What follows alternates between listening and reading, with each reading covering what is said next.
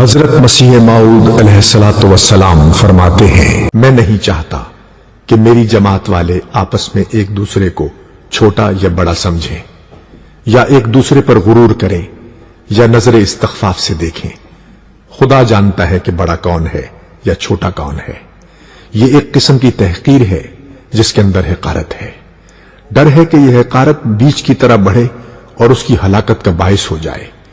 बाज आदमी बड़ों को मिलकर बड़े अदब से पेश आते हैं, लेकिन बड़ा वो है जो मिस्कीन की बात को मिस्कीनी से सुने, उसकी दिलजोई करे, उसकी बात की इज्जत करे।